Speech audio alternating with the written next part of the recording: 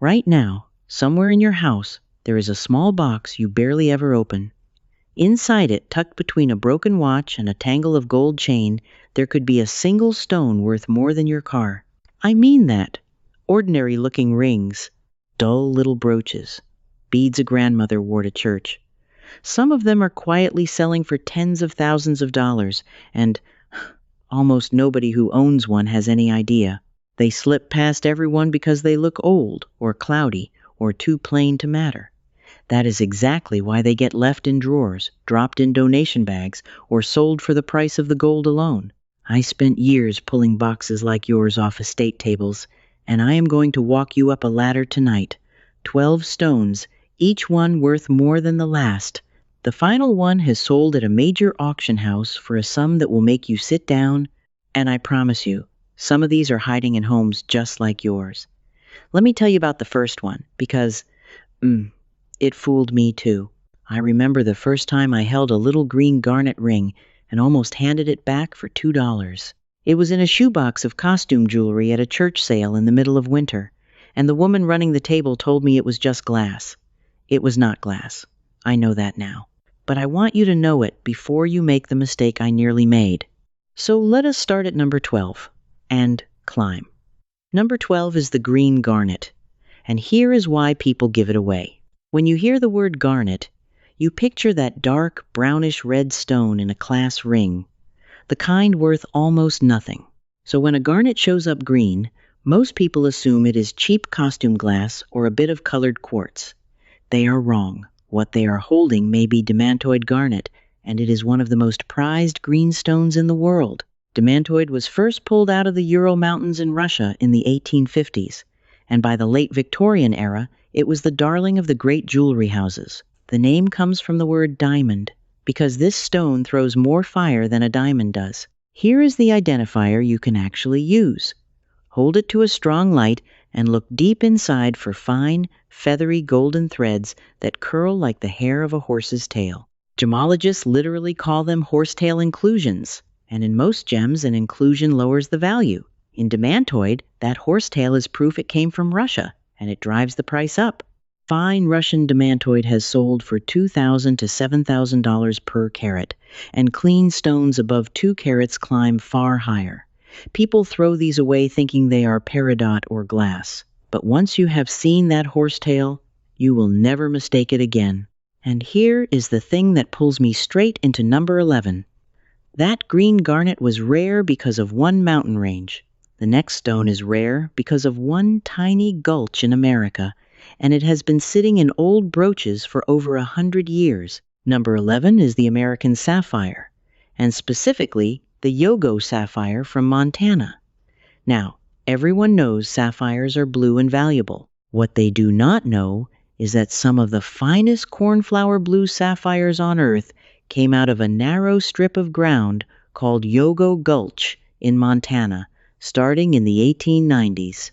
A rancher found blue pebbles in his gold pan and sent a cigar box of them off to be tested. They came back as sapphires of remarkable quality. Here is why Yogo stones matter so much. They are naturally that even, steely cornflower blue, and they do not need to be heated in an oven to look good, the way almost every sapphire on the market today is heated. An untreated, natural blue sapphire is worth a serious premium. Yogo stones tend to be small, under 1 carat, because the deposit only gave up little clean crystals, so they got set into modest Edwardian rings and brooches that look almost too plain to bother with. Fine Yogo sapphires have sold for $1,000 to $5,000 per carat, and pieces with documentation go higher. If you have an old American ring from the early 1900s with a small, vivid blue stone, do not assume it is a bit of blue glass.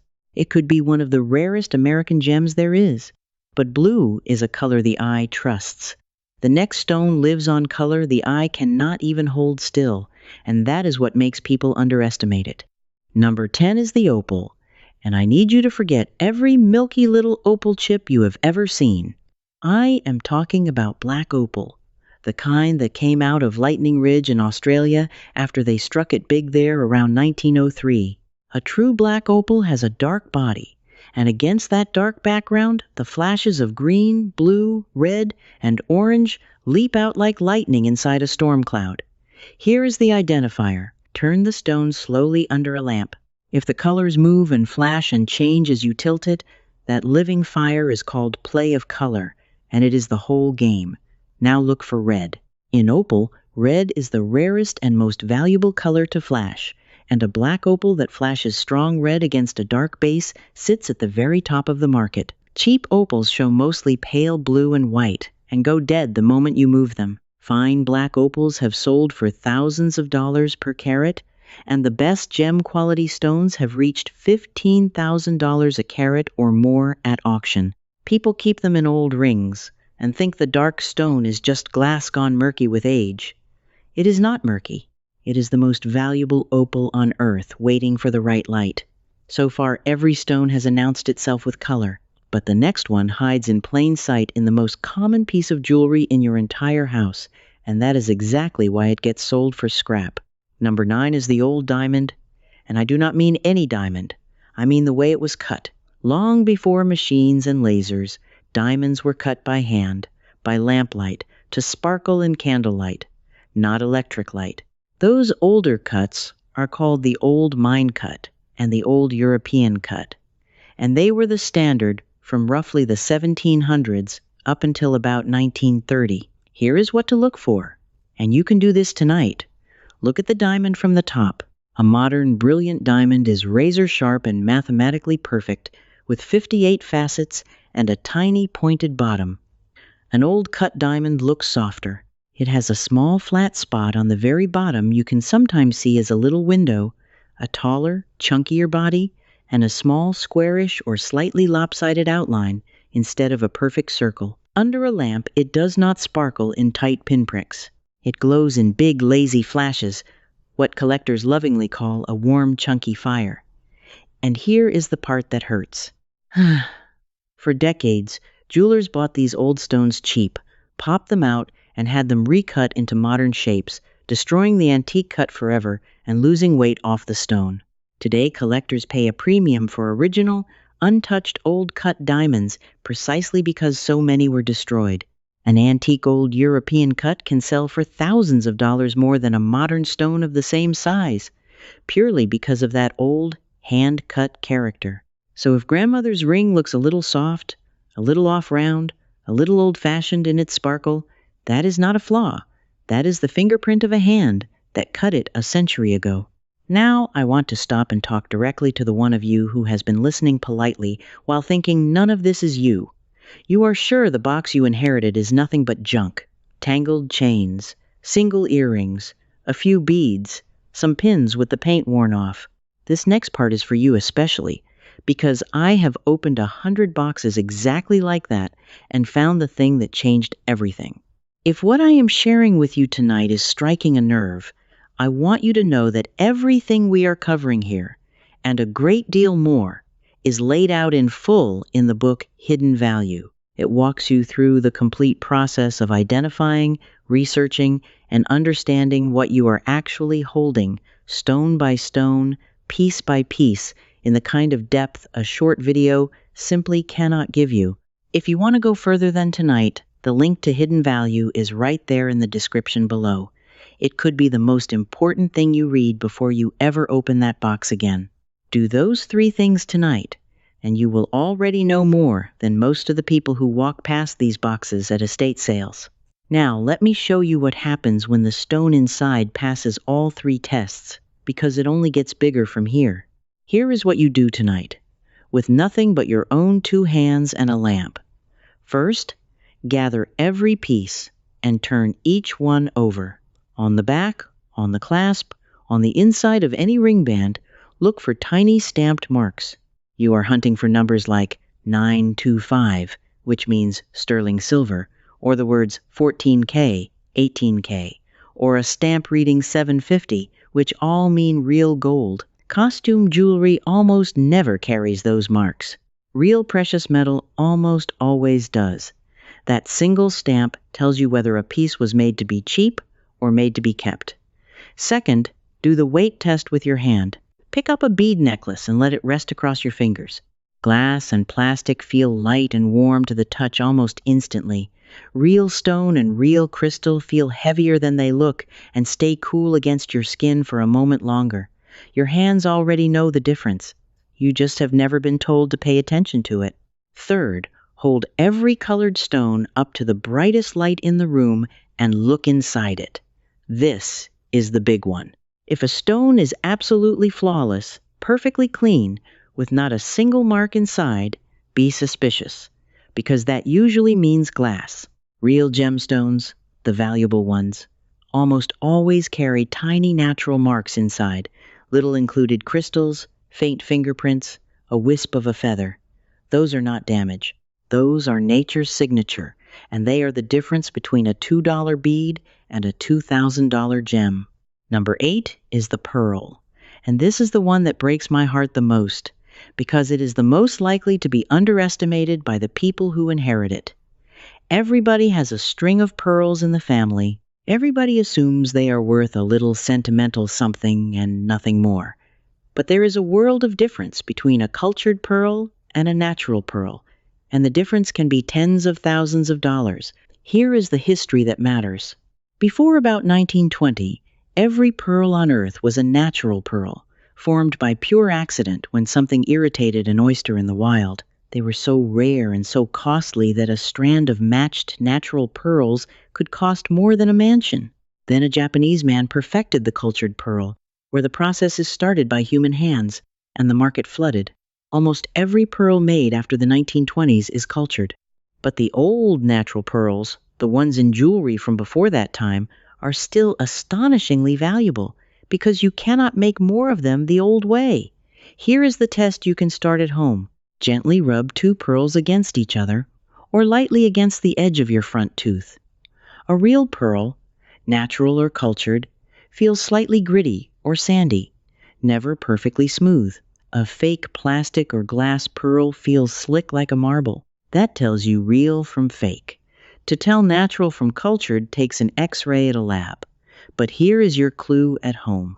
If the pearls came from a piece of jewelry made before the 1920s, and they pass the tooth test, get them checked, because natural pearl strands have sold at auction for tens of thousands of dollars, and one historic natural pearl famously sold for over 11 million.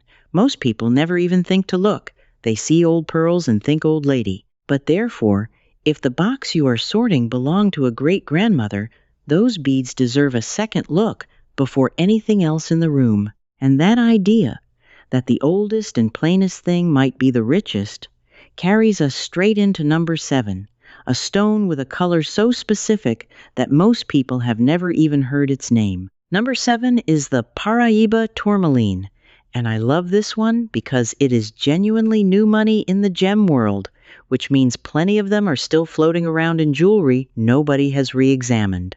Tourmaline itself comes in every color, and most of it is affordable. But in 1989, a determined miner named Heitor Dimas Barbosa dug for years into a hillside in the Paraiba state of Brazil, convinced something special was hiding there. What he finally uncovered stopped the whole industry cold, tourmaline in a glowing, electric, neon blue-green that seemed to light up from the inside. That glow comes from copper inside the stone, and no other tourmaline on Earth had ever shone like it. Here is your identifier.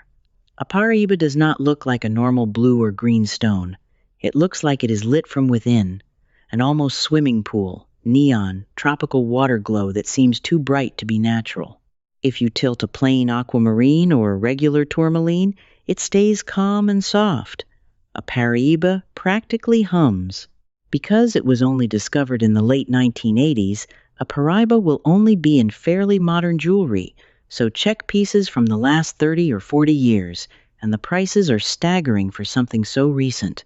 Fine Paraiba tourmaline has sold for $10,000 to $50,000 per carat, and the very best Brazilian stones have gone even higher.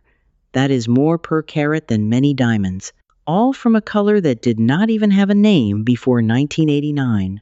But as electric as that neon glow is, there is a color even rarer, a color so specific that only a handful of stones on the planet can claim it. That is number 6. Number 6 is the Padparadscha sapphire. And I promise you most people cannot even pronounce it, let alone recognize it in a jewelry box. We all know sapphires come in blue. What almost nobody knows is that the rarest and most coveted sapphire of all is not blue at all. It is a delicate blend of pink and orange at the very same time, a color the trade named after the lotus blossom, and true Padparadscha has been prized for well over a century, especially from Sri Lanka. Here is what makes it so tricky and so valuable. The color has to be both pink and orange together, in balance, like a sunset or a ripe salmon. Too pink and it is just a pink sapphire. Too orange and it is just an orange sapphire. That perfect blend is so rare that gem labs argue over exactly which stones qualify, and the disagreement itself tells you how few real ones exist. Many people who own one have no idea, because a soft pinkish orange stone in an old ring just looks pretty and gentle, not important. Fine Padparadscha sapphires have sold for thousands of dollars per carat, and top gem quality stones above a few carats have reached tens of thousands per carat at auction. So if you have inherited a ring with a soft, warm, pinkish orange stone, and you have been calling it a topaz or just costume all these years, hold it in the light and ask yourself if you are looking at a sunset trapped in a stone. And speaking of stones people misname, the next one is the most misidentified valuable gem I ever handled, because people think the real ones are the fakes. Number 5 is the emerald, but not just any emerald, the natural, untreated Colombian emerald. Now here is what almost nobody understands about emeralds, and it is the exact opposite of what your instinct tells you. With most gems, you want them clean and clear. With emeralds, the tiny gardens of inclusions inside are a good sign, not a bad one.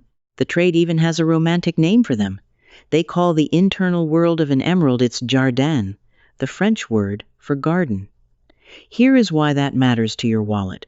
A perfectly clean, glassy green stone with no marks inside is very likely glass or a synthetic. A real, fine Colombian emerald from the legendary Muzo and Chivor mines glows a deep, slightly bluish green and holds a delicate garden of natural marks inside that you can see when you hold it to the light. Those mines have produced the world's finest emeralds since the 1600s, when Spanish galleons carried them back across the ocean, and Colombian stones still set the standard today. There is one more thing that multiplies the value. Almost every emerald sold today is soaked in oil to hide its cracks and improve its color.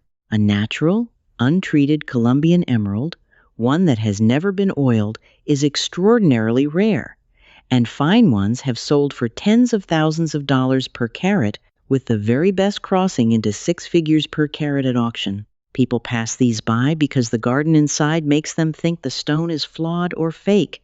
Now you know the truth. In an emerald, that garden is the proof of life.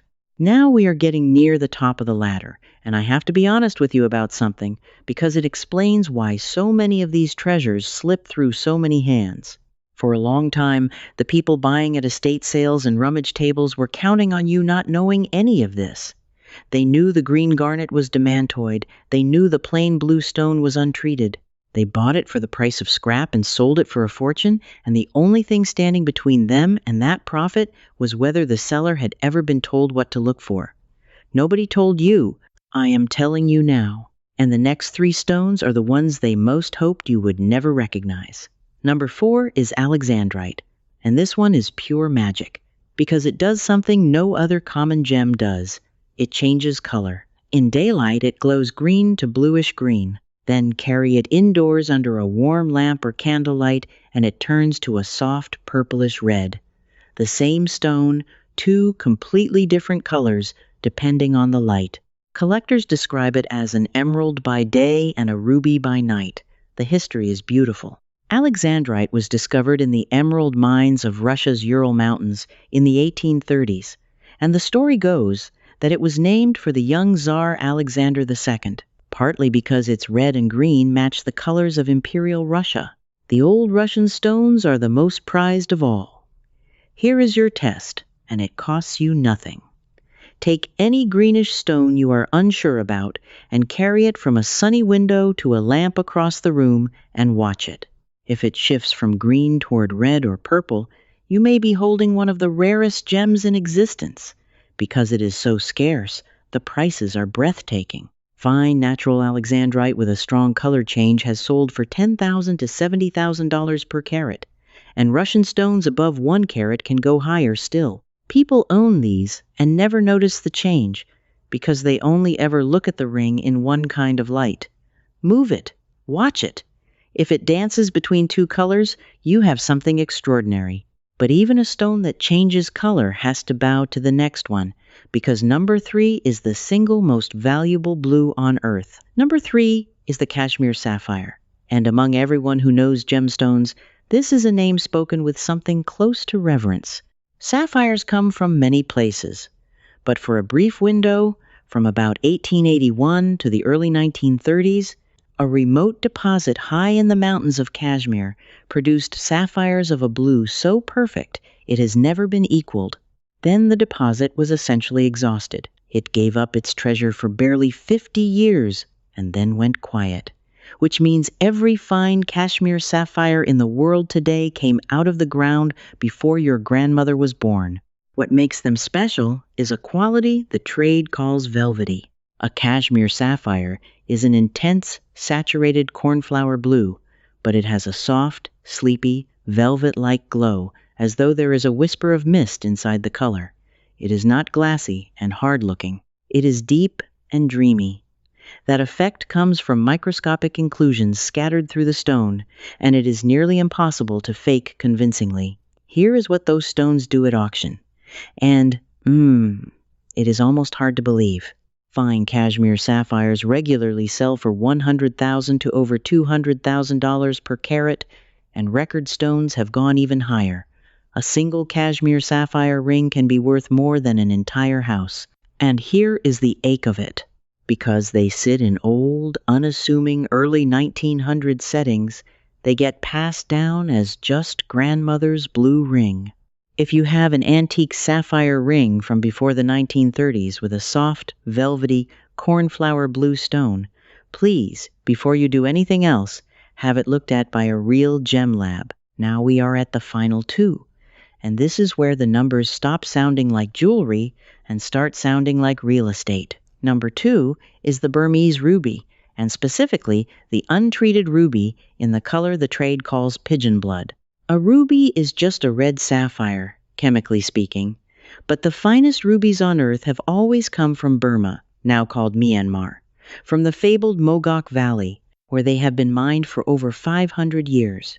The most coveted color is a pure, vivid, slightly bluish red, as rich as a drop of blood, with an inner glow that seems to burn from within because ruby naturally fluoresces red in sunlight. Here is why the untreated ones are so precious. Nearly every ruby sold today has been heated to improve its color, just like most sapphires. A natural Burmese ruby that has never been heated, in true pigeon blood red, is one of the rarest things in the entire gem world, and the record proves it.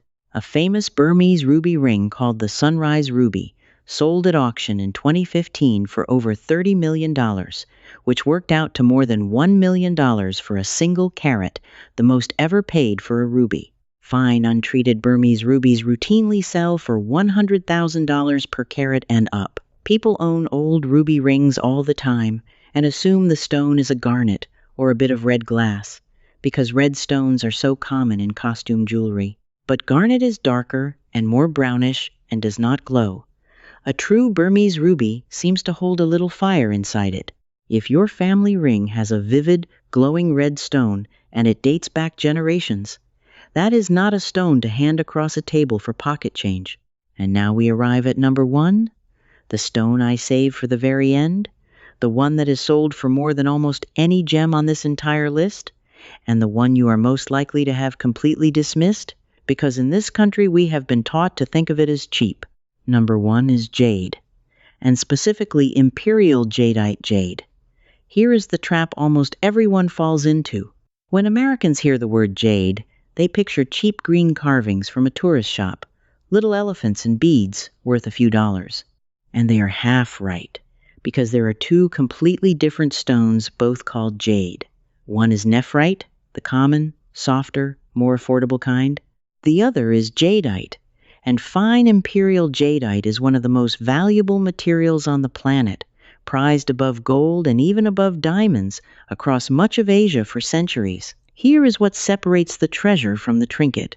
Imperial jadeite is a vivid, even emerald green, and it is translucent, meaning when you hold it to a strong light, the light glows through it and seems to come alive, giving it a wet, glowing, almost luminous depth.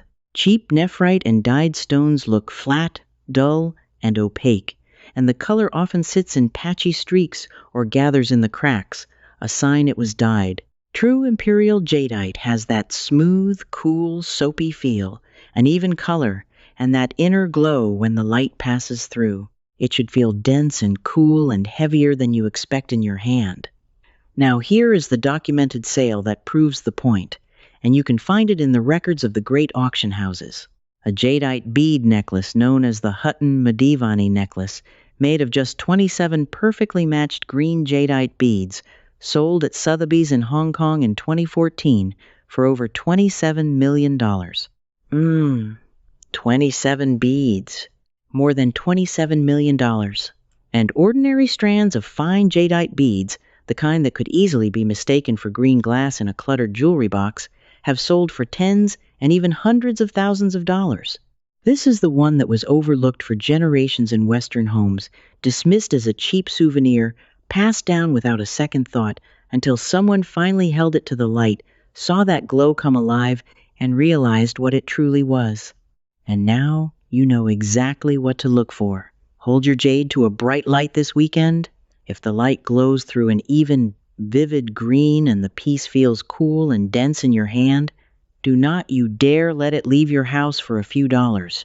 So there it is, the whole ladder, from the little green garnet I almost handed back at that church sale, all the way up to a strand of green beads worth more than most people earn in a lifetime. Here is what I want you to carry away tonight. The value was never in the size or the shine, it was in knowing what you were holding. Somewhere in your home right now, there may be a small, plain, overlooked thing that holds a fortune, and the only thing standing between you and that knowledge is a lamp, your own two hands, and the willingness to actually look. You are not the kind of person who lets something precious walk out the door for pennies. You proved that by watching all the way to the end, and now you have the eyes that most people at those estate tables were counting on you never to have. So tell me, which one of these do you think is sitting in your house right now? Is it the velvety blue sapphire ring from your grandmother, the string of old pearls, or the piece of green jade you always thought was just a souvenir? Leave me a comment and tell me which stone stopped you cold, because I read them and I answer. Do not keep it to yourself. And if you want to keep finding the value hiding in your own home, come join the rest of us who are done letting treasures slip away for nothing. In the next one, I am going to show you the old costume brooches, the plain-looking pins with a single hidden mark on the back that have been selling for thousands, and the one signature stamped underneath that tells you in a second whether yours is worth a fortune. Go find your boxes, turn everything over, and I will see you there. I'm still here because you stayed till the end, and I want to keep going with you. Inside the Hidden Treasures Circle, I pick up right where we left off, walking you through gemstone identification stone by stone. Ask me your own question, and a real person, me answers you myself. You belong here with collectors just like you. Point your phone's camera at the code on screen. Cancel anytime, one click.